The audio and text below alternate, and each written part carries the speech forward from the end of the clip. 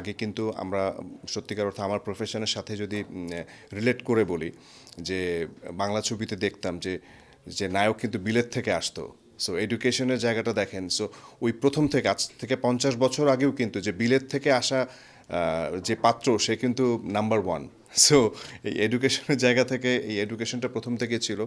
আর এখন এই যে ফেয়ারগুলো হচ্ছে, এই যে এত কম্পিটিশনের মধ্যে এই ফেয়ারগুলো যখন হবে আস্তে আস্তে মনে হয় যে এগুলো আস্তে আস্তে ডেভেলপ হবে এবং সাথে সাথে নলেজগুলো ক্রিয়েট হবে, যে যাওয়ার স্কোপটা তৈরি হবে। আমার কাছে মনে হয় যে এটা একটা অসাধারণ আয়োজন এবং ছোট্ট পরিসরে সত্যিকার অর্থে বলবো যে ক্রিয়েটিভ এডুকেশন যে আজকে যে ফেয়ার, সেটার সাথে সাথে যেটা হয় যে দেশের বাহিরের যারা আমাদের যারা স্টুডেন্ট, যারা ছোট ভাইরা বা যারাই আছে যারা উচ্চশিক্ষার জন্য যেতে চায়, এবং আমারও ফ্যামিলির অনেক মানুষজন বা ফ্যামিলির রিলেটিভসরা আছে যারা দেশের বাইরে পড়াশোনা করতে চায়, সো তাদের একটা সুন্দর একটা প্ল্যাটফর্ম দরকার। সো আমার কাছে মনে হয় যে এই ক্রিয়েটিভ এডুকেশন তাদের জন্য ভালো একটা প্ল্যাটফর্ম, এবং সাথে সাথে অনেক কিছু জানার থাকে, কারণ অনেকে যখন দেশে বাইরে যায় এতে কিন্তু মানে সামান্যতম ইয়ে থাকে না, মানে কি বলে, নলেজ থাকে না, আইডিয়া থাকে না যে আসলে কিভাবে যায়, কি কারণে যায়। আমার কাছে মনে হয় যে এই ফেয়ারগুলো যত বেশি হবে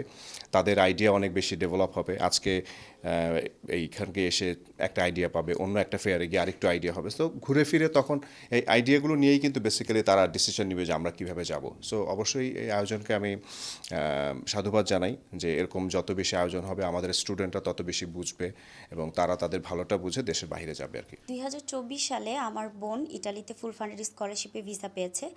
সো তার মাধ্যমেই আমি এখানে যুক্ত হয়েছি এবং আজকে তাদের এডুকেশন এক্সপো চলছিল।